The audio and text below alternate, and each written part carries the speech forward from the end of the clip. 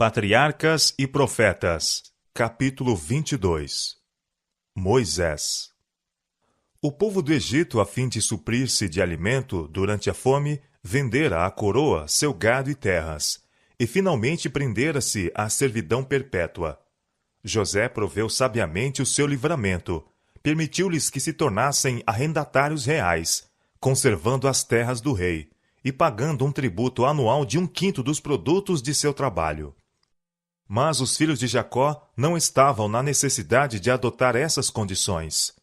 Por causa do serviço que José prestara à nação egípcia, não somente lhes foi concedida uma parte do país como morada, mas estiveram isentos de imposto e foram liberalmente supridos de alimento enquanto perdurou a fome.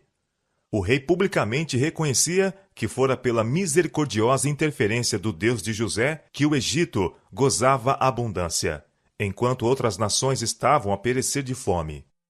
Via também que a administração de José havia enriquecido grandemente o reino, e sua gratidão cercou a família de Jacó do favor real.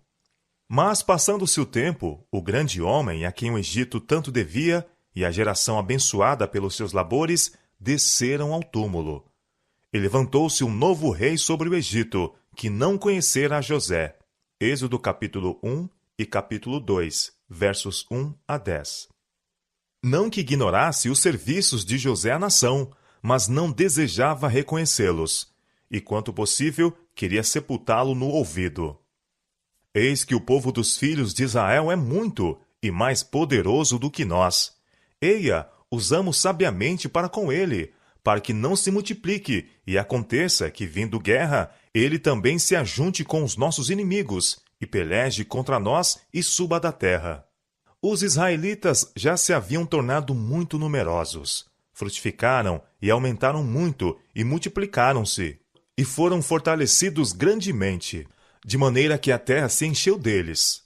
Sob o cuidado amparador de José e o favor do rei que então governava, tinham-se eles espalhado rapidamente pelo país, mas haviam se conservado como uma raça distinta, nada tendo em comum com os egípcios, nos costumes ou na religião, e seu número crescente excitava agora os temores do rei e de seu povo. Não acontecesse, em caso de guerra, se unissem eles com os inimigos do Egito. Contudo, a prudência vedava o seu banimento do país. Muitos deles eram hábeis e inteligentes operários, e contribuíam grandemente para a riqueza da nação. O rei necessitava de tais trabalhadores para a ereção de seus magnificentes palácios e templos. Conseguintemente, ele os equiparou aos egípcios, que com suas posses se haviam vendido ao reino. Logo foram postos sobre eles maiorais de tarefas, e tornou-se completa sua escravidão. E os egípcios faziam servir os filhos de Israel com dureza. Assim lhes fizeram amargar a vida, com dura servidão, em barro e em tijolos, e com todo o trabalho no campo, com todo o serviço em que o serviam com dureza. Mas quanto mais o afligiam, tanto mais se multiplicava e tanto mais crescia. O rei e seus conselheiros tiveram a esperança de subjugar os israelitas com rude trabalho, e assim diminuir seu número e aniquilar-lhes o espírito independente. Fracassando na realização de seu propósito, recorreram a medidas mais cruéis. Foram expedidas ordens às mulheres cujo emprego lhes dava oportunidade para executar o mandado, a fim de destruírem as crianças hebreias do sexo masculino ao nascerem. Satanás foi um instigador disto. Sabia que um libertador deveria levantar-se entre os israelitas, e levando o rei a destruir seus filhos, esperava frustrar o propósito divino. As mulheres, porém, temiam a Deus e não ousavam executar o cruel mandado. O Senhor aprovou o procedimento delas e prosperou-as. O rei, irado pelo fracasso de seu desígnio, tornou a ordem mais insistente e ampla, a dar caça e a matar as suas vítimas indefesas. Então ordenou Faraó a todo o seu povo, dizendo: A todos os filhos que nascerem lançareis no rio, mas a todas as filhas guardareis com vida. Enquanto este decreto estava em pleno vigor, um filho foi nascido a Anrão e Joquebede, israelitas devotos da tribo de Levi. A criança era um menino formoso, e os pais, crendo que o tempo do libertamento de Israel se estava aproximando, e que Deus levantaria um libertador para seu povo, resolveram que seu filhinho não fosse sacrificado. A fé em Deus fortaleceu seu coração, e não temeram o mandamento do rei. Hebreus capítulo 11, verso 23. A mãe conseguiu esconder a criança durante 3 meses. Então, achando que não mais a poderia conservar sem perigo, preparou uma pequena arca de junco, tornando-a impermeável por meio de betume e pés. E pondo nela a criança, colocou-a entre os juncos à margem do rio. Não ousou ficar para vigiá-la, com receio de que a vida da criança e a sua própria vida se perdessem. Mas sua irmã Miriam deteve-se perto, aparentemente indiferente, mas observando ansiosa para ver o que seria de seu irmãozinho. E havia outros vigias. As orações fervorosas da mãe haviam confiado seu filho ao cuidado de Deus. E anjos invisíveis pairavam sobre o seu humilde lugar de descanso. Os anjos encaminharam a filha de Faraó para ali. Sua curiosidade foi provocada pela pequena cesta, e ao olhar para a linda criança que dentro estava, leu a história num relance. As lágrimas do bebê despertaram-lhe a compaixão, e suas simpatias se estenderam à mãe desconhecida que recorrera a tal meio para preservar a vida de seu precioso pequerrucho. Resolveu que ele deveria ser salvo. Ela o adotaria como seu. Miriam estivera a notar secretamente tudo o que se passava. Percebendo que a criança era olhada com ternura, arriscou-se a aproximar-se e disse finalmente: Irei eu chamar uma ama das hebreias que crie este menino para ti? E a permissão foi dada. A irmã correu para a mãe com a feliz nova e, sem demora, voltou com ela à presença da filha de Faraó. Leva este menino e cria-mo. Eu te darei teu salário, disse a princesa. Deus tinha ouvido as orações da mãe. Fora recompensada a sua fé. Com profunda gratidão foi que ela deu início à sua tarefa, agora sem perigos e feliz. Fielmente aproveitou a oportunidade para educar seu filho para Deus. Confiava em que ele fora preservado para alguma grande obra, e sabia que breve deveria ser entregue à sua régia mãe, para ser cercado de influências que tenderiam a desviá-lo de Deus. Tudo isto a tornava mais diligente e cuidadosa em sua instrução do que nas dos demais filhos. Esforçou-se por embeber seu espírito com o temor de Deus e com amor à verdade e justiça, e fervorosamente orava para que ele pudesse preservar-se de toda influência corruptora. Mostrou-lhe a loucura e o pecado da idolatria, e cedo o ensinou a curvar-se e a orar ao Deus vivo, que unicamente poderia ouvi-lo e auxiliá-lo em toda a emergência. Ela conservou consigo o rapaz tanto quanto pôde. Foi, porém, obrigada a entregá-lo quando ele teve aproximadamente 12 anos. Foi levado de sua humilde choupana ao palácio real, para a filha de Faraó, e se tornou seu filho. Contudo, mesmo ali, ele não perdeu as impressões recebidas na infância. As lições aprendidas ao lado de sua mãe não as esquecia. Era um escudo contra o orgulho, a incredulidade e o vício, que medravam por entre os esplendores da corte.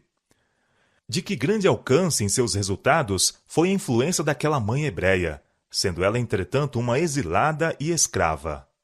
Toda a vida futura de Moisés, a grande missão que ele cumpriu como chefe de Israel, testificam da importância da obra de uma mãe cristã. Não há outro trabalho que possa igualar a este. Em parte muito grande, a mãe tem nas mãos o destino de seus filhos. Ela trata com mentes e caracteres em desenvolvimento, trabalhando não somente para o tempo, mas para a eternidade. Está a semear sementes que brotarão e frutificarão, quer para o bem, quer para o mal. Ela não tem a desenhar formas de belezas na tela, ou esculpi-las no mármore, mas imprimir na alma humana a imagem do divino. Especialmente durante os primeiros anos, recai sobre ela a responsabilidade de formar o caráter de seus filhos. As impressões então produzidas na mente destes, em desenvolvimento, permanecerão com eles por toda a vida. Os pais devem dirigir a instrução e ensino de seus filhos enquanto muito pequenos, com o objetivo de poderem eles ser cristãos. São postos sob o nosso cuidado para serem ensinados, não como herdeiros do trono de um reino terrestre, mas como reis para Deus, a fim de reinarem pelos séculos intérminos. Que toda mãe sinta serem inapreciáveis os seus momentos. Sua obra será provada no dia solene do ajuste de contas. Achar-se-á então que muitos dos fracassos e crimes de homens e mulheres resultaram da ignorância e negligência daqueles cujo dever era guiar os pés infantis no caminho direito. Ver-se-á então que muitos que têm abençoado o mundo com a luz do gênio, da verdade e santidade, devem os princípios que foram a mola mestra de sua influência e êxito a uma mãe cristã que orava. Na corte de Faraó, Moisés recebeu o mais elevado ensino civil e militar. O monarca resolvera fazer de seu neto adotivo o seu sucessor no trono, e o jovem foi educado para sua elevada posição. E Moisés foi instruído em toda a ciência dos egípcios, e era poderoso em suas palavras e obras. Atos capítulo 7, verso 22. Sua habilidade como chefe militar tornou-o favorito dos exércitos do Egito, e era geralmente considerado personagem notável. Satanás fora derrotado em seu propósito. O mesmo decreto que condenava as crianças hebreias à morte tinha sido superiormente encaminhado por Deus, de modo a favorecer o ensino e educação do futuro chefe de seu povo. Os anciãos de Israel foram instruídos pelos anjos de que o tempo para o seu libertamento estava próximo, e que Moisés era o homem que Deus empregaria para realizar esta obra. Os anjos também instruíram a Moisés quanto a vê-lo Jeová escolhido para quebrar o cativeiro de seu povo. Supondo que deveriam obter sua liberdade pela força das armas, tinha ele a expectativa de levar o exército hebreu contra as hostes do Egito, e tendo isto em vista, prevenia-se contra suas afeições, receando que, pelo seu apego à mãe adotiva ou a Faraó, não estivesse livre para fazer a vontade de Deus. Pelas leis do Egito, todos os que ocupavam o trono dos faraós deviam fazer-se membros da casa sacerdotal. E Moisés, como herdeiro presumível, deveria iniciar-se nos mistérios da religião nacional. Este dever foi confiado aos sacerdotes. Mas, ao mesmo tempo em que era um estudante ardoroso e incansável, não pôde ser induzido a participar do culto aos deuses. Foi ameaçado com a perda da coroa, e advertiu-se-lhe de que seria repudiado pela princesa, caso persistisse em sua adesão à fé hebreia. Mas ele foi inabalável em sua decisão de não prestar homenagem a não ser ao único Deus, o Criador do céu e da terra. Arrazoava com sacerdotes e adoradores, mostrando a loucura de sua veneração supersticiosa a objetos insensíveis. Ninguém lhe podia refutar os argumentos, nem mudar o propósito. Contudo, provisoriamente foi tolerada sua firmeza, por causa de sua elevada posição, e do favor em que era tido pelo rei, bem como pelo povo. Pela fé, Moisés, sendo já grande, recusou ser chamado filho da filha de Faraó, escolhendo antes ser maltratado com o povo de Deus, do que por um pouco de tempo ter o gozo do pecado, tendo por maiores riquezas o vitupério de Cristo do que os tesouros do Egito, porque tinha em vista a recompensa. Hebreus capítulo 11, versos 24 a 26. Moisés estava em condições para ter preeminência entre os grandes da terra, para brilhar nas cortes do mais glorioso dentre os reinos e para empunhar o cetro do poder. Sua grandeza intelectual o distingue acima dos grandes homens de todos os tempos. Como historiador, poeta, filósofo, general de exércitos e legislador, não tem par.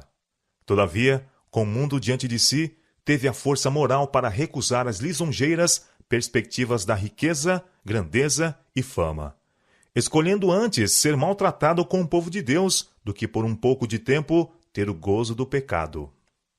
Moisés fora instruído com relação à recompensa final a ser dada aos humildes e obedientes servos de Deus, e as vantagens mundanas tombaram na insignificância que lhes é própria em comparação com aquela recompensa. O palácio magnificente do faraó e o trono do monarca foram apresentados como um engodo a Moisés. Sabia ele, porém, que os prazeres pecaminosos que fazem os homens se esquecerem de Deus achavam-se em seus passos senhoriais. Ele olhava para além do magnífico palácio, para além da coroa do monarca, para as altas honras que serão conferidas aos santos do Altíssimo, em um reino incontaminado pelo pecado. Viu pela fé uma coroa incorruptível que o Rei do Céu colocaria sobre a fronte do vencedor.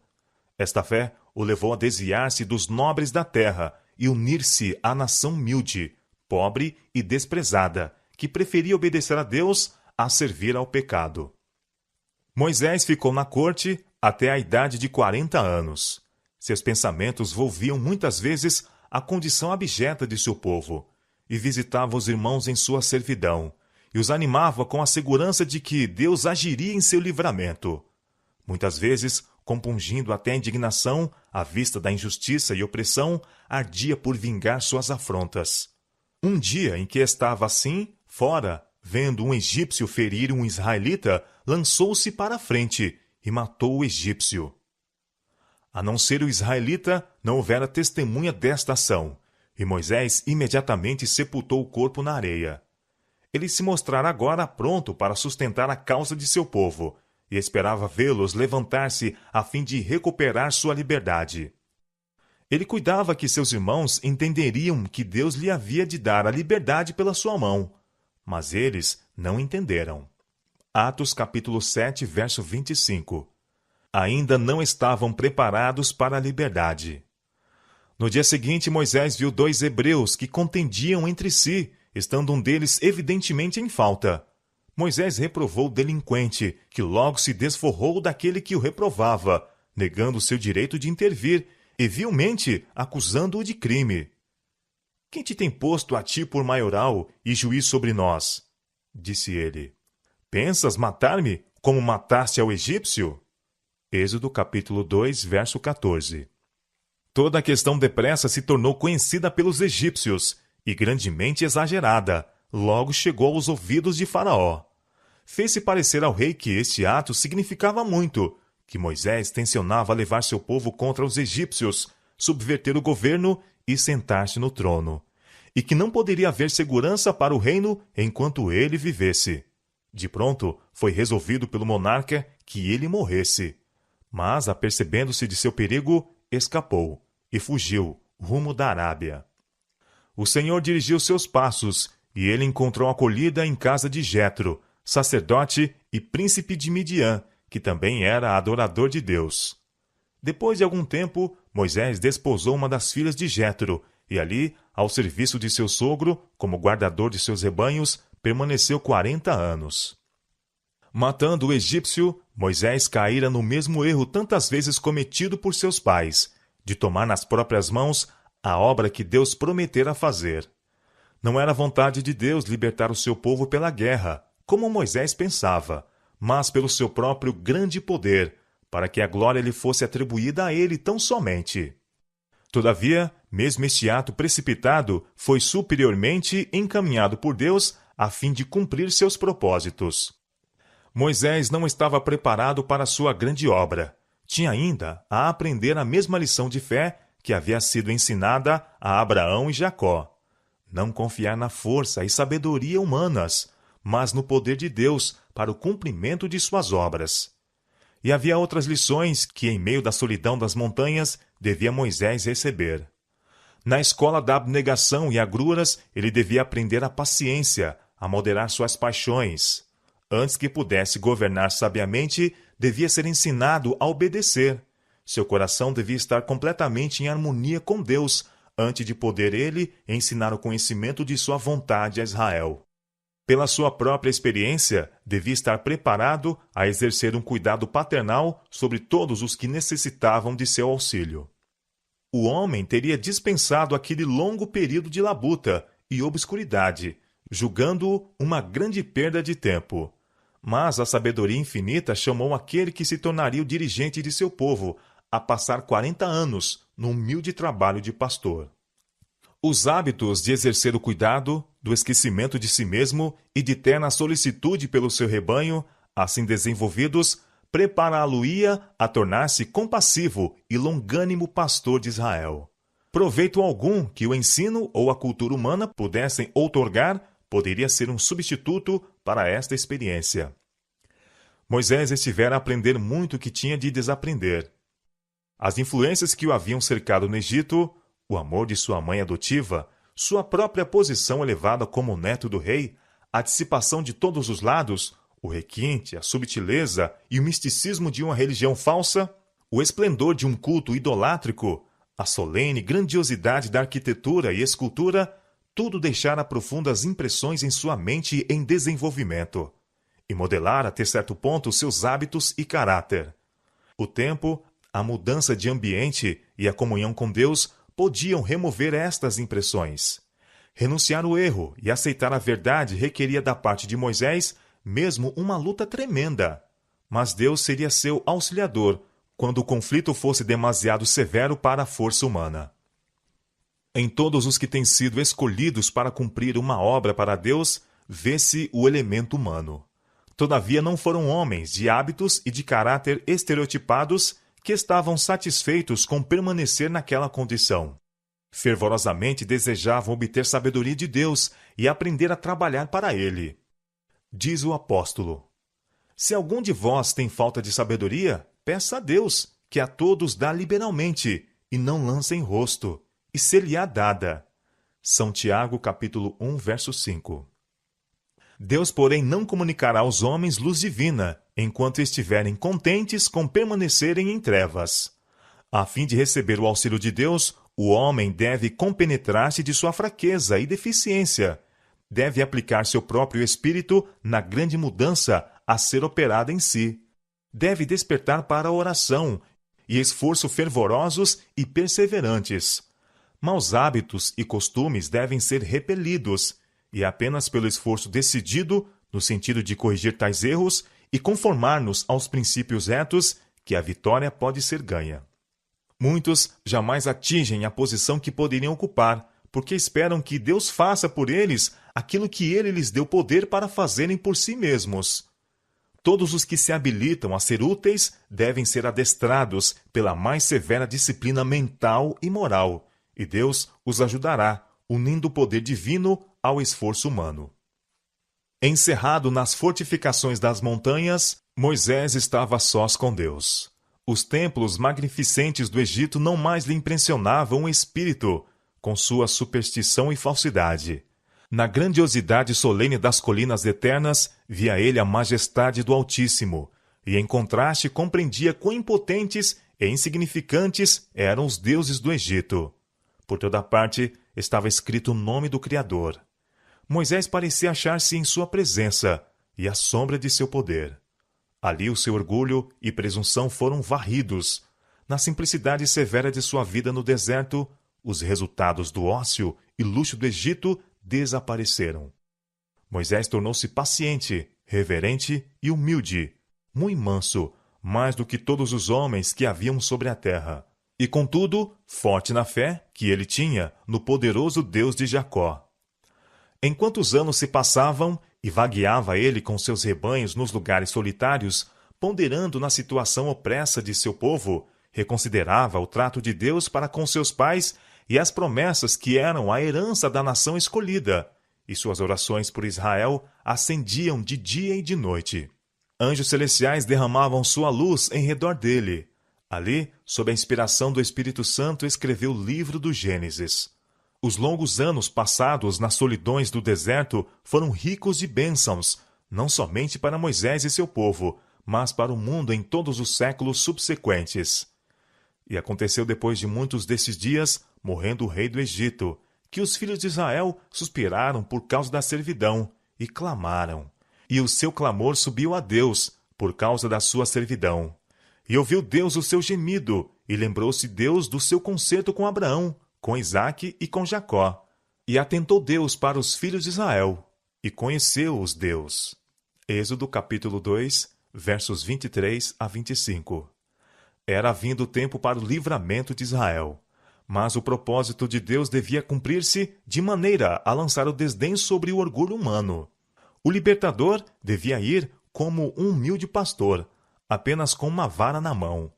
Deus, porém, faria daquela vara o símbolo de seu poder. Guiando seus rebanhos um dia perto de Horebe, o monte de Deus, Moisés viu uma sarça em chamas, estando ramos, folhagem e tronco tudo a arder, não parecendo todavia consumir-se. Aproximou-se para ver a maravilhosa cena, quando uma voz da labareda o chamou pelo nome. Com lábios trêmulos, respondeu: Eis-me aqui. Advertiu-se-lhe que não se aproximasse irreverentemente. Tira os teus sapatos de teus pés, porque o lugar em que tu estás é terra santa. Eu sou o Deus de teu pai, o Deus de Abraão, o Deus de Isaque e o Deus de Jacó. Era aquele que, como o anjo do concerto, se revelara aos pais nos séculos passados. E Moisés encobriu seu rosto, porque temeu olhar para Deus. A humildade e a reverência devem caracterizar o comportamento de todos os que vão à presença de Deus. Em nome de Jesus, podemos ir perante Ele com confiança. Não devemos, porém, aproximar-nos dele com uma ousadia presunçosa, como se ele estivesse no mesmo nível que nós outros. Aos que se dirigem ao grande Todo-Poderoso e Santo Deus, que habita na luz inacessível, como se dirigissem a um igual, ou mesmo inferior. Aos que se portam em sua casa, conforme não imaginariam fazer na sala de audiência de um governador terrestre. Tais devem lembrar-se de que se acham à vista daquele a quem serafins adoram, perante quem os anjos velam o rosto. Deus deve ser grandemente reverenciado. Todos os que em verdade se compenetram de sua presença prostrar-se-ão com humildade perante ele, e como Jacó, ao contemplar a visão de Deus, exclamarão: Quão terrível é este lugar! Este não é outro lugar, senão a casa de Deus. Esta é a porta dos céus. Esperando Moisés, com um temor reverente diante de Deus, continuaram as palavras: Tenho visto atentamente a aflição do meu povo, que está no Egito, e tenho ouvido o seu clamor por causa dos seus exatores, porque conheci as suas dores.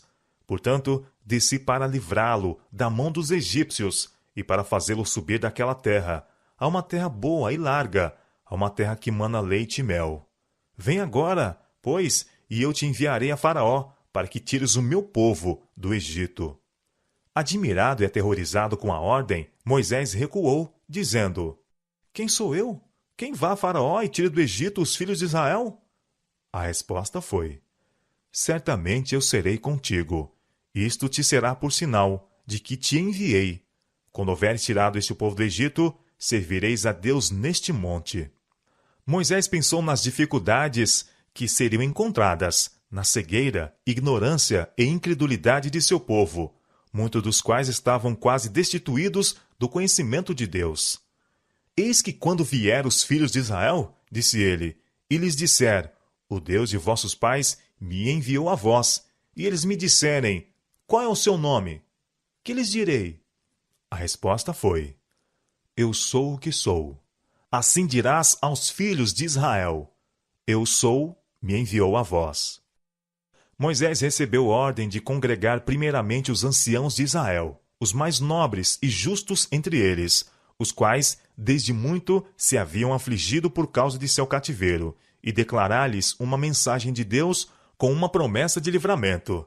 Devia então ir com os anciãos perante o rei e dizer-lhe: O Deus dos hebreus nos encontrou. Portanto, deixa-nos agora ir caminho de 3 dias no deserto, para que ofereçamos sacrifícios ao Senhor. Moisés fora prevenido de que Faraó resistiria ao apelo de deixar ir Israel.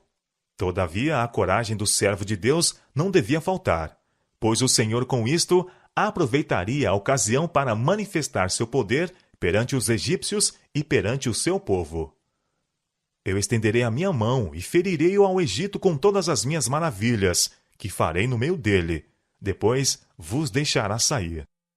Foram também dadas instruções quanto às provisões que deviam fazer para a viagem. O Senhor declarou: Acontecerá que quando sairdes, não saireis vazios, porque cada mulher pedirá à sua vizinha e à sua hóspeda vasos de prata e vasos de ouro e vestidos. Os egípcios tinham enriquecido pelo trabalho injustamente exigido dos israelitas, e como estes estavam para partir em viagem para sua nova morada, era justo que reclamassem a recompensa de seus anos de labuta.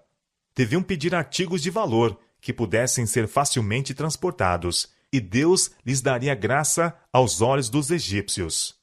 Os grandes prodígios operados para o seu livramento aterrorizariam os opressores, de maneira que o pedido dos escravos seria satisfeito. Moisés viu diante de si dificuldades que pareciam insuperáveis. Que prova poderia ele dar a seu povo de que Deus, na verdade, o enviara? Eis que em mim não crerão, disse ele, nem ouvirão a minha voz, porque dirão, o Senhor não te apareceu. Provas que apelavam aos seus sentidos foram-lhe então dadas. Foi-lhe dito que atirasse sua vara ao chão. Fazendo ele, tornou-se em cobra. E Moisés fugiu dela. Recebeu ordem de apanhá-la, e em sua mão se tornou em vara. Foi-lhe mandado pôr a mão no seio. Obedeceu. E tirando-a, eis que sua mão estava leprosa, branca como a neve. Dizendo-se-lhe que de novo a pusesse no seio. Viu, ao retirá-la, que se tornara como a outra. Por estes sinais, o Senhor assegurou a Moisés que seu povo, bem como Faraó, convencer-se-iam de que um ser mais poderoso do que o rei do Egito se manifestava entre eles. Mas o servo de Deus ainda se deixava vencer pelo pensamento da estranha e maravilhosa obra que diante dele estava.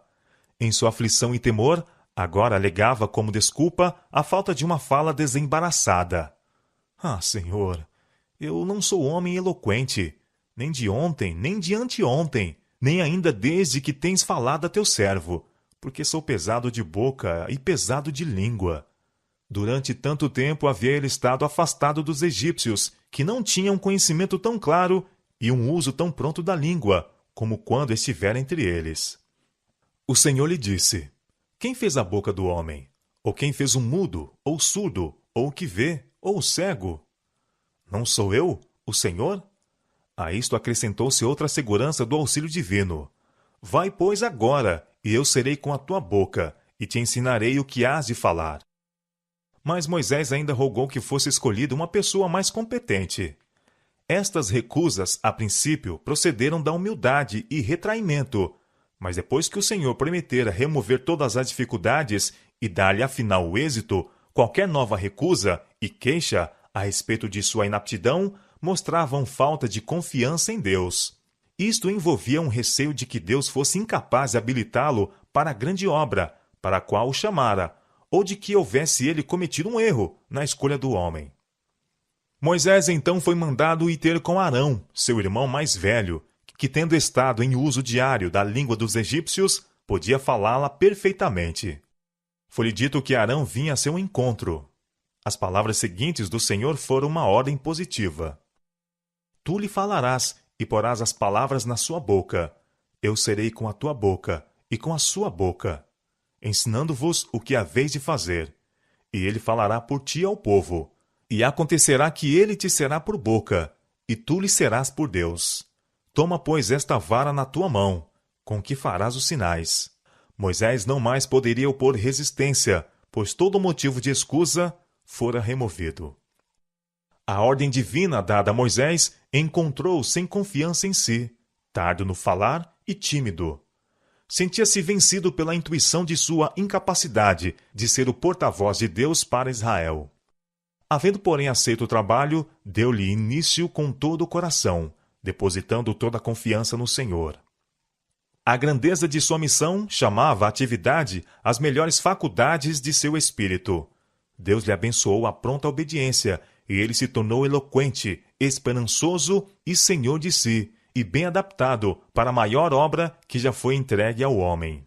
Isto é um exemplo do que Deus faz para fortalecer o caráter daqueles que nele confiam amplamente e dar-lhes, sem reserva, as suas ordens. O homem adquirirá força e eficiência ao aceitar as responsabilidades que Deus põe sobre ele e procurar de toda a sua alma qualificar-se para arrostar devidamente com ela. Por humilde que seja a sua posição ou limitada a sua habilidade, atingirá a verdadeira grandeza o homem que, confiando na força divina, procura efetuar sua obra com fidelidade. Houvesse Moisés confiado em sua própria força e sabedoria, e com avidez aceito o grande encargo, e teria evidenciado sua completa inaptidão para tal obra. O fato de que um homem sente a sua fraqueza é, ao menos, alguma prova de que ele se compenetra da magnitude da obra a ele designada, e de que fará de Deus seu conselheiro e força. Moisés voltou a seu sogro e exprimiu o desejo de visitar seus irmãos no Egito. Jetro deu-lhe consentimento com a bênção. Vá em paz. Com a esposa e os filhos, Moisés pôs-se em caminho. Não ousara dar a conhecer o objetivo de sua missão, receando não fosse permitido que o acompanhassem. Antes de chegar ao Egito, entretanto, ele mesmo achou melhor, para a segurança deles, mandá-los voltar para casa, em Midian. Um temor secreto de Faraó e dos egípcios, cuja ira se acendera contra ele 40 anos antes, tornara Moisés ainda mais relutante em voltar ao Egito. Mas depois que se dispusera a obedecer à ordem divina, o Senhor lhe revelou que seus inimigos eram mortos. Em caminho, quando vinha de Midian, Moisés recebeu uma advertência assustadora e terrível a respeito do desagrado do Senhor. Um anjo apareceu-lhe de maneira ameaçadora, como se o fosse imediatamente destruir. Explicação alguma se dera. Moisés, porém, lembrou-se de que havia desatendido um dos mandados de Deus. Cedendo à persuasão de sua esposa, negligenciara efetuar o rito da circuncisão em seu filho mais moço. Deixara de satisfazer a condição pela qual seu filho poderia ter direito às bênçãos do concerto de Deus com Israel. E tal negligência por parte do dirigente escolhido de Deus não poderia senão diminuir a força dos preceitos divinos sobre seu povo. Zípora, temendo que seu marido fosse morto, efetuou ela mesma o rito, e o anjo então permitiu a Moisés que prosseguisse com a jornada. Em sua missão junto a Faraó, devia Moisés ser colocado em posição de grande perigo.